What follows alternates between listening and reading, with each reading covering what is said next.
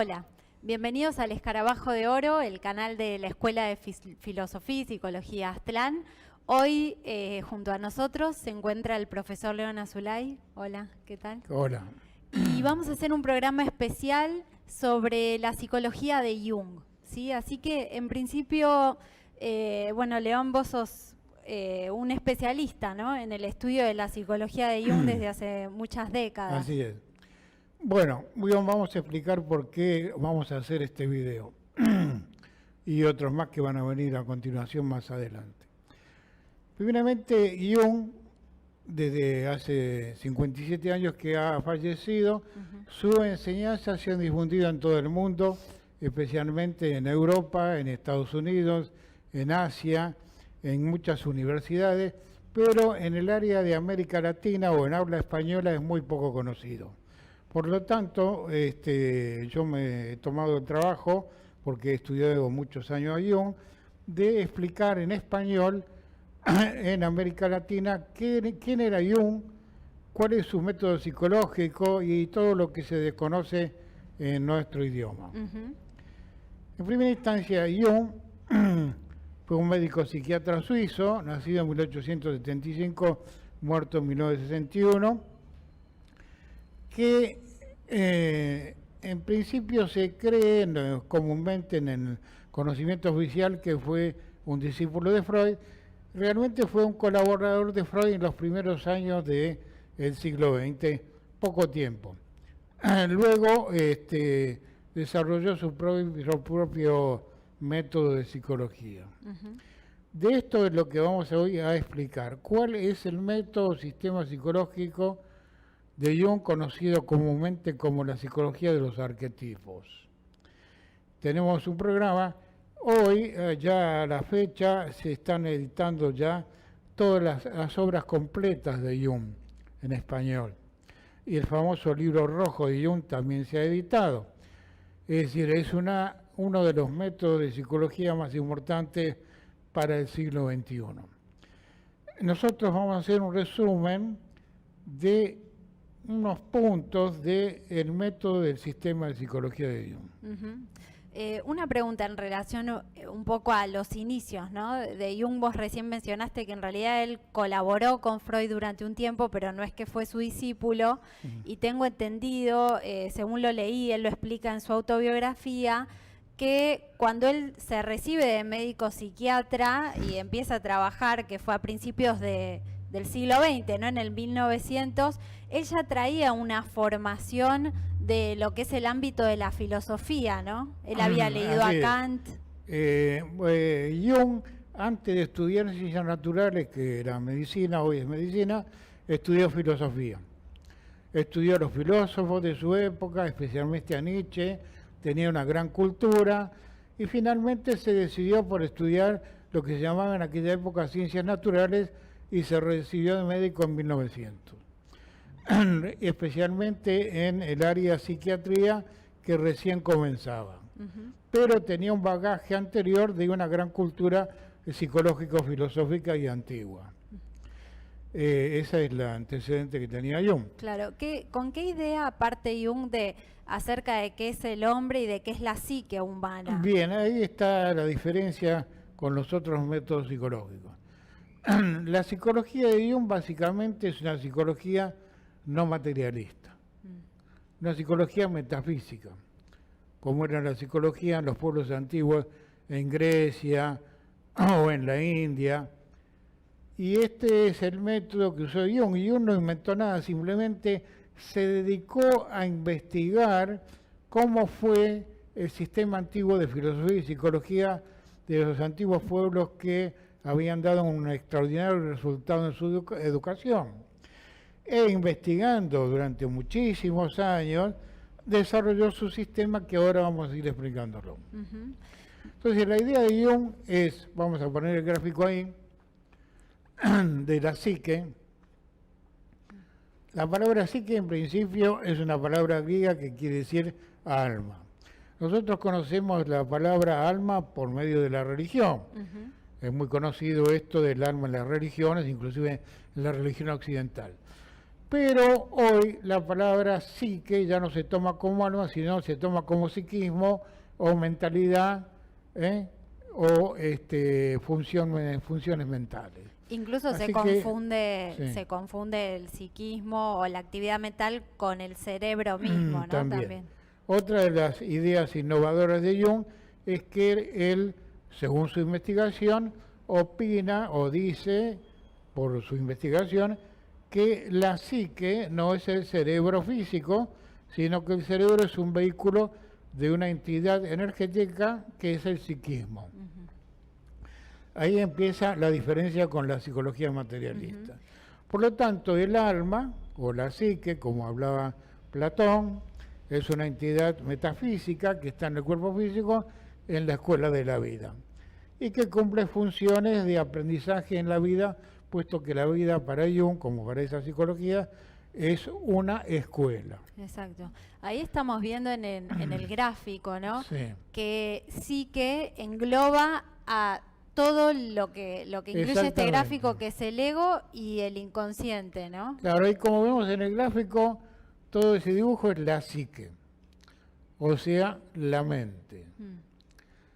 Y uno lo divide en 3 estratos, en primera instancia más simple, pero más complejo, pero ahora vamos a verlo así, en la parte del ego, que es la parte más alta, indícanlo ahí, arriba, que es la parte más pequeña de la psique, que es el estado de vigilia que tenemos todo el mundo cuando estamos despiertos durante el día o la noche, donde nuestra conciencia se expande hacia afuera, hacia el mundo objetivo de los elementos, es el estado de vigilia. Este estado de vigilia siempre es condicionado por varias cosas.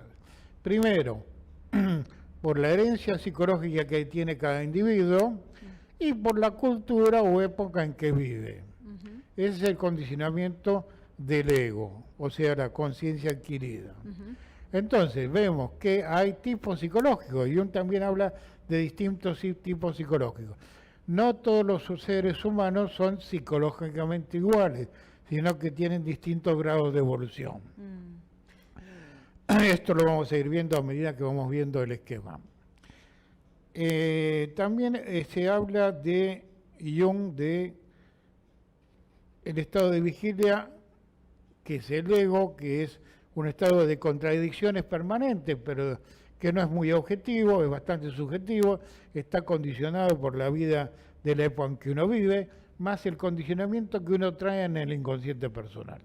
O sea que, por ejemplo, uno se despierta a la mañana, ¿no? Sale del estado de sueño y ya entra en el estado de conciencia y vigilia, que es el del ego, digamos, el estado en el que hacemos todas las cosas cotidianas con las que vamos a trabajar y tomamos las decisiones. Siempre es ese pequeño nivel que es el del ego, pero que qué peligro se encierra de que este ego tenga una proporción tan pequeña en relación a lo que es la totalidad de la psique, ¿no? Como bueno, en realidad ese es el problema que tenemos hoy con esta nueva psicología, que nosotros creemos que solo somos el ego.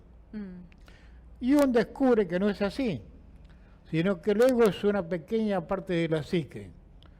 Y le sigue el inconsciente personal, o sea, cada uno de nosotros traemos un inconsciente personal que es lo que venimos siendo de distintas etapas anteriores, donde están las virtudes y los defectos psicológicos. Esas virtudes y defectos psicológicos dan el grado de evolución, de comprensión y de inteligencia que tiene cada uno, que es diferente y que cada uno lo puede comprobar, que desde el punto de vista psicológico somos diferentes, no desde el punto de vista humano.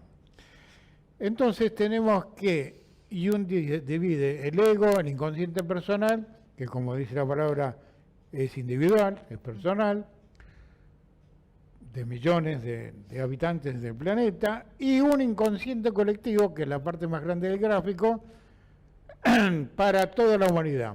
Ahora, ¿de qué se trata este inconsciente colectivo? Está compuesto o contiene los arquetipos. Para Jung los arquetipos, ahora lo saca esto de la idea platónica, que es el mundo de las ideas, son las ideas primordiales, las primeras ideas, las primeras experiencias de los seres humanos, que son arcaicas, que vienen de un innumerable pasado.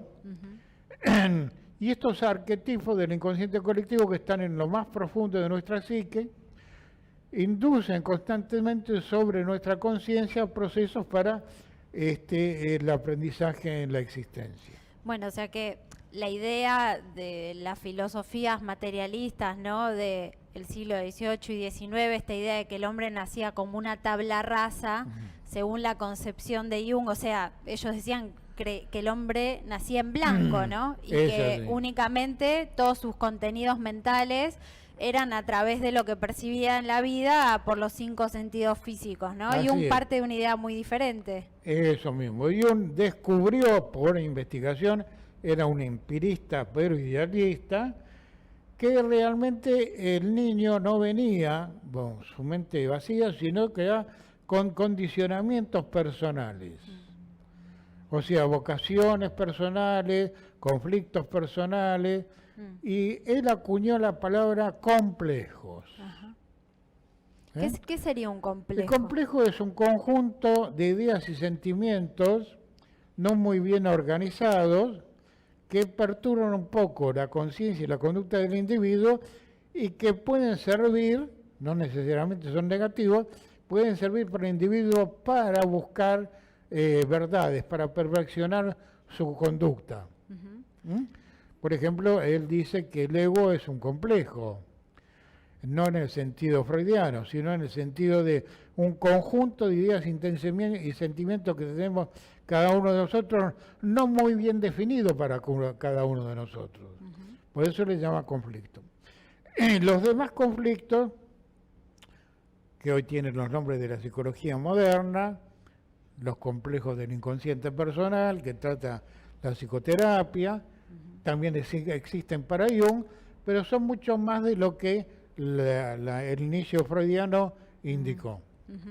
Bueno, Freud, por ejemplo, habló del complejo de Edipo y tengo entendido que Jung, en una entrevista que le hicieron, que está grabada, él cuenta que fue el único arquetipo que Freud descubrió, el complejo de Edipo, ¿no? Así es, pero vamos a hablar de los arquetipos.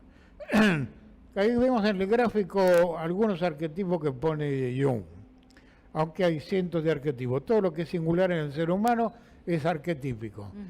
Él pone, por ejemplo, básicamente importantes arquetipos básicos en el ser humano, que luego se conectan con los demás arquetipos, que son los siguientes. Por ejemplo, el ánima, que es la parte interna psicológica en el varón, que le permite al varón conectarse con todo lo que es femenino en el mundo interno de él y en el mundo externo de él.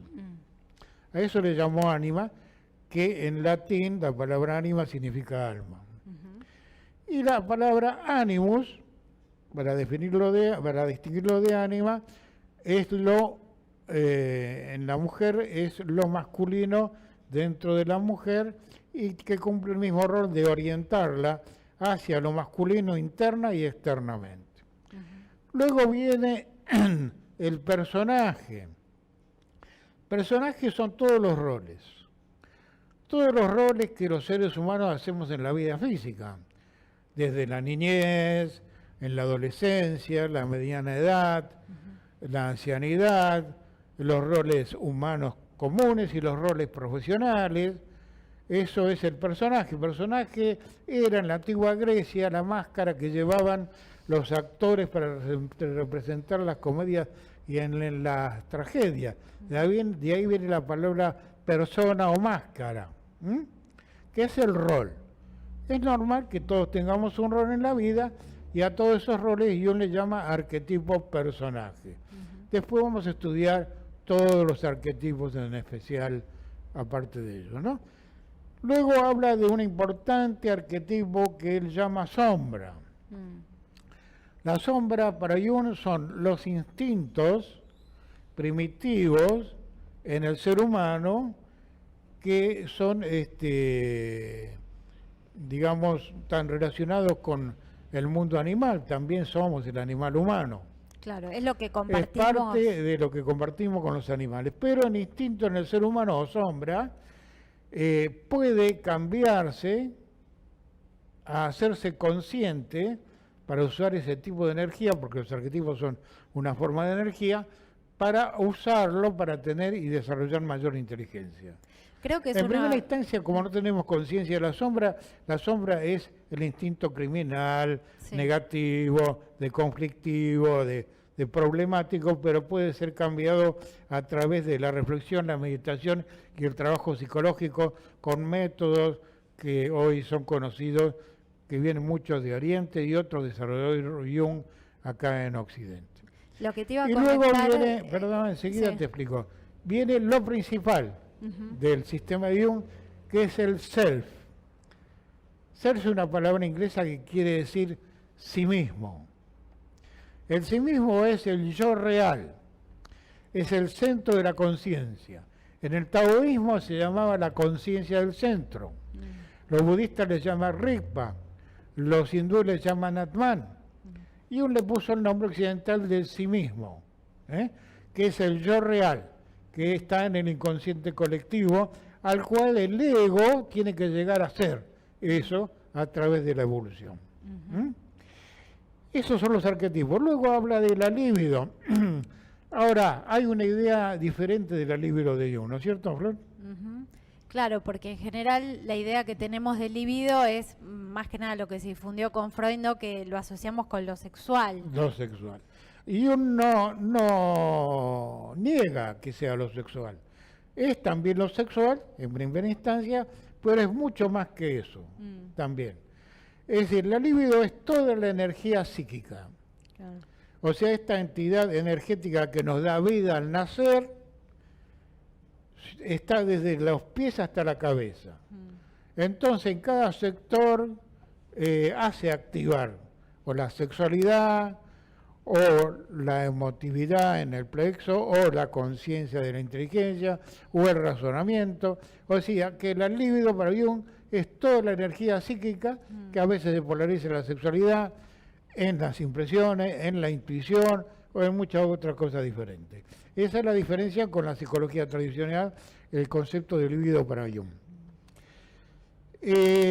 Luego habla de los valores psíquicos, o sea, los arquetipos tienen valores de lo que los antiguos llamaban la conciencia moral.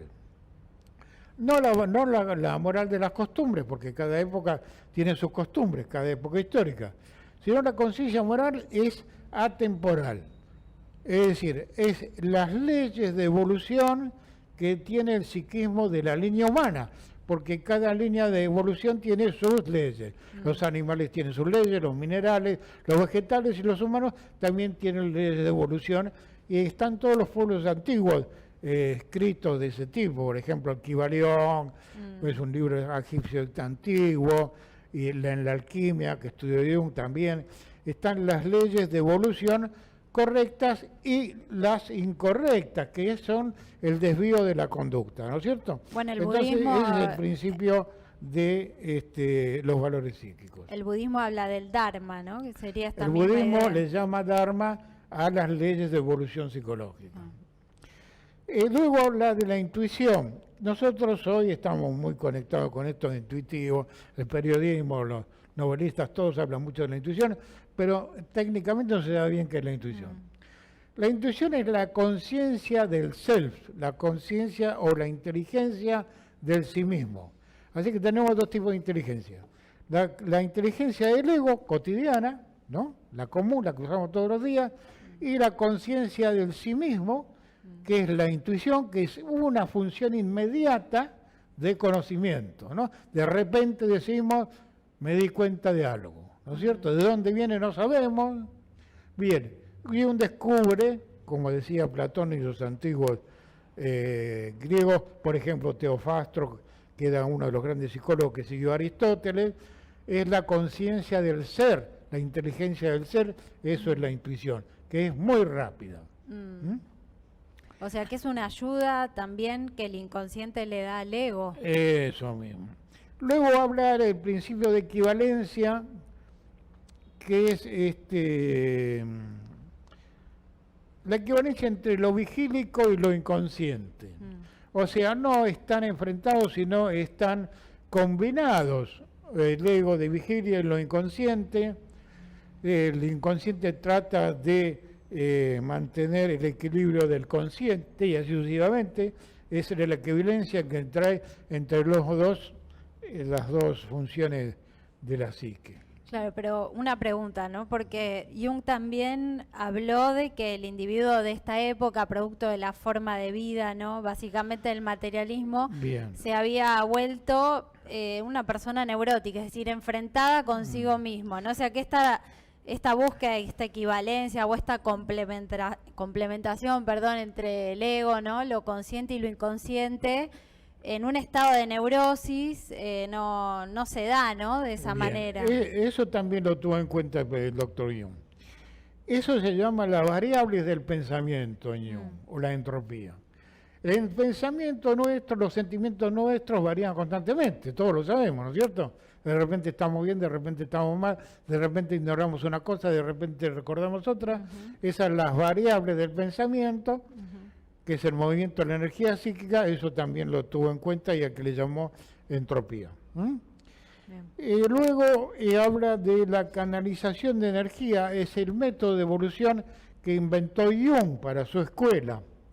O sea, en la antigüedad, en Delfos, Eleusis, en Grecia, estaban las escuelas iniciáticas para el desarrollo de la conciencia del individuo, que eran los misterios mayores. Y Jung, modernizando todo el sistema de acuerdo al siglo XX, le llama a su método proceso de individuación. O sea, uno es un individuo físicamente, obvio, ¿no? Cada individuo está separado físicamente. Pero la mente no está individuada, sino está fragmentada. Por lo tanto, coordinar la unión de todos las partes mentales, él le llama proceso de individuación, que es un método de evolución psicológica. Después lo vamos a ir tratando en distintos videos. Claro, eso se conecta también con lo que después es la psicología transpersonal, que en parte se nutre, ¿no? De todos los descubrimientos de Jung. Se hablan de los estados acrecentados de conciencia, ¿no? Exactamente. Bueno, fue el primero que abrió camino a la nueva psicología, fue Jung, a partir de 1913, con su hace más de un siglo, con símbolos de transformación de la libido, que luego se agregaron otros psicólogos más posteriormente y se llamó hoy lo que conocemos como psicología transpersonal, con distintos métodos, ¿no? También habla Jung de la canalización de energía, que es la evolución, y la función trascendente. Dice que como el individuo viene con una herencia psicológica, cada individuo viene con ciertas vocaciones innatas, aunque sean elementales o de mediana desarrollo o de gran desarrollo, de etapas anteriores de vida. Y también con defectos, las dos cosas juntas. Bien, eso le llamó función trascendente. O sea, descubrir lo que uno viene siendo vocacionalmente, no me refiero a los test de vocación inventados por la universidad, sino lo que naturalmente uno es, el destino personal que le toca hacer, que hoy no lo puede hacer porque está masificado, eso le llama vocación personal, que el individuo puede descubrir a través de la reflexión. Luego hablamos de tipo psicológico, como dijimos hoy, Jung descubre que los seres humanos psicológicamente son diferentes como grado de inteligencia, de percepción, de objetividad, de subjetividad. Por ejemplo, entonces descubre tipos psicológicos. Está hoy reeditado manualmente su libro Tipos Psicológicos. En otro video que hicimos está presentado el libro Tipos Psicológicos, que es uno de los manuales más importantes de Jung, donde él empezó descubriendo 4 tipos psicológicos básicos, luego descubrió otros más, que son 7 en realidad, y cómo debe desarrollarse cada uno de los tipos psicológicos, qué método educativo tiene que tener cada uno de los tipos psicológicos. Bueno, es un Es como, por aporte- ejemplo, para dar un ejemplo alegórico, si yo estoy en el colegio primario y tengo de primero a séptimo grado, no enseño lo mismo en primer grado que en séptimo grado, ¿no es cierto? Ujú. Por lo tanto, los niños de primer grado tienen que aprender una enseñanza, los de segundo otro, de tercero, y así sucesivamente hasta séptimo grado. Por lo tanto, también así es en la humanidad. Cada ser humano que tiene distintos tipos de inteligencia desarrollada tiene que tener un tipo de enseñanza adecuada a lo que él es para proseguir su evolución. Claro, por ejemplo, un aporte que hizo Jung, que es muy importante, ¿no?, en relación a esto de los tipos psicológicos, es la diferencia entre introvertido y extrovertido. También Hoy en día- otra de los aportes de Jung es el descubrimiento de los tipos modos, psicológicos, ¿no? los modos psicológicos. De cada tipo psicológico, los modos extrovertido o introvertido, o sea, cualquiera de los tipos psicológicos puede ser más introvertido, más extravertido o una combinación de los dos. No hay un puro extravertido o puro introvertido, Claro. sino hay una mezcla de los dos, y el equilibrio de esas dos funciones, de estar más en lo externo o lo interno, es parte del sistema de evolución, ¿no es Claro. cierto? Luego él se basó mucho en los mitos. Hoy hay un problema con el tema de los mitos, porque los periodistas, los novelistas dicen que los mitos es un invento o es una mentira, ¿no? No, los mitos eran un conjunto de conocimientos o de ideas orientadas con un lenguaje antiguo que contenían enseñanzas psicológicas, filosóficas. Por ejemplo, las parábolas del Evangelio, o muchos conocimientos de los pueblos antiguos que se daban a través de leyendas, mitos, cuentos de hadas, contenían enseñanzas psicológicas para la mentalidad de aquellos pueblos que comprendían esos mitos. Y uno estudió los mitos y extrajo de los mitos enseñanzas psicológicas para su sistema. Claro. Y para el estudio de los sueños, especialmente. Ujú.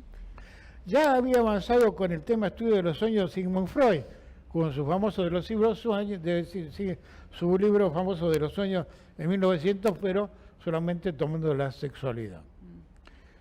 Y una en Psicología y Alquimia, que es uno de sus grandes tratados, expande y desarrolla mucho más la idea de sueños, como lo hizo el antiguo sabio Artemidoro, que estudió mucho los sueños, y otros sabios también, Gastón Bachelard y otros sabios famosos modernos también, que los sueños, además de la sexualidad, además que tiene también eso, tiene otras connotaciones, la compensación del inconsciente y la guía que puede darnos el sueño a través de las intuiciones que tenemos en los sueños del desarrollo de nuestra conciencia personal.